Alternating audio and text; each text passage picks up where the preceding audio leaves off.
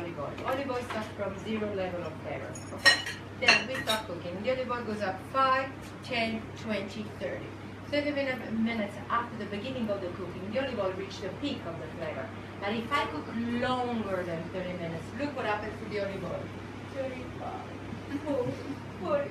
The olive oil starts to die. The butter comes in charge. And it's the flavor alive until the end of the cooking. So bolognese, ragu, genovese, any long-term cooking, we need to fat. Because when the olive oil dies, the butter comes in charge. So these are the same ingredients always. Then vegetables. These are also the same ingredients in any version of bolognese. Equal part of onion, celery, and carrots. So always equal part onion, celery, and carrots. Never on earth bolognese wants garlic. Never. Real bolognese is always onion, celery, and carrots. And never in the vegetarian diet you see us mixing these two. We either use garlic or onion. And you know what is the rule? Long-term cooking, onion. Bolognese, ragu, genovese, peppers and sausage, they always use the onion in a long-term cooking. Short-term cooking, spaghetti of the farmer that we're doing in 10 minutes, arrabbiata, puttanesca, fish, it's always garlic. But we don't put them together because together they're like Nurakin. You know, the flavor is too strong, the digestion is far heavy for us. So, and the flavor is too predominant. So this case is only onion. Now what he's doing, he's toasting, you know, the vegetable. You know when you make a risotto, they always say toast the rice, make it translucent. The same you have to do with the vegetables. Because what we need to do, we need to let the vegetables marry with the butter and the olive oil. They will marry the flavor, and then, only then, we're going to add the meat. Now, look how firm is this meat. It's double minced. It's not. It's still double minced, but it looks like a ball because there's still water inside. So what now Ginaro must do, and what we have to do? Two important things. First, get ready of the water. Slowly, slowly, through the evaporation, the water gets out. The meat starts to mince, but very, very important. Seal, build the wall. Now, this is an extremely, extremely important moment. Remember that this sauce cooks for minimum 2 hours. Two, if we don't seal properly at the end of the cooking, you don't know what you're eating. Kind of meat, but what? No idea. Because if you don't seal really well, the meat after 2 hours tastes of nothing. You start to see the difference, like of the chicken, it's changing the color.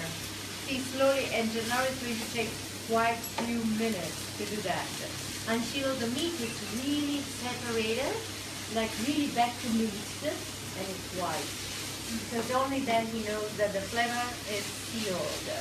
And ideally, what kind of meat? The perfect bolognese is half pork and half beef. Not veal, beef. Because what is in the pork? Lard. You know, what happens to the olive oil after 30 minutes? It starts to die. What happens to the butter after 1.5 hours? It starts to die. So what happens? The lard comes in charge. Because there's an important rule, which is the longer we cook, the more different fat we use. You know, you can't say I cook an hour, I use 1 liter of olive oil. No, because after 30 minutes, it's dead. So 30 minutes, olive oil. 1.5 hours, butter. But when the butter starts to lose the flavor, the lard comes in charge. Bacon. I mean, as an Indian, you have great bacon in the morning. Everywhere in America, wherever we go, bacon in the morning. You know, the flavor, fat of bacon, it's very flavorful. Not beef. Beef lean. Because the fat that I have in the beef is useless. Doesn't give any flavor. So I need a lean beef but a good pork meat. Because it doesn't really give me flavor. Not veal, because when you have a long-term cooking, actually not so precious meat gives you more flavor. You know, beef after 1-2 hours, because it's a strong meat, release more flavor. You know, ragu napoletano, which took 4 hours, they do with not noble part. Actually, meat that has a muscle inside, after 4 hours, release the best flavor. So beef and pork. Have a look now. See the meat. Come closer to me because I need to show you exactly. Look how minced. See, do you remember how firm was the bone? How minced it now? It really divided almost each piece from each other. And it's all white. Now you can drink it. Okay? Now you can give it a good glass of wine. Now very important. Remember, the wine that you give to your bolognese is the one that you drink. So if you're drinking the best Barolo, the best wine, Chianti, Toscano, and anything, is the wine that you give to your bolognese. Because what you give to the bolognese is what you receive. So best quality for bolognese, also in terms of wine. And use your senses. In the air, what do we have to feel? We have to smell the alcohol. Because each time that we add alcohol, wine in the food, you need to get ready of the alcohol. Keep the quality of the wine, good Aglianico, good Barolo, but I don't want the alcohol. Because the alcohol, the meat, the bolognese, which is so alcohol. I know that I'm moving too. You must use your senses. In the air is the alcohol. And only then you do this. Promise me that the salt goes now and not a second before. The salt release juice. If you add the salt a moment before, remember when we put the salt on the eggplant? How much water we got it out of the eggplant?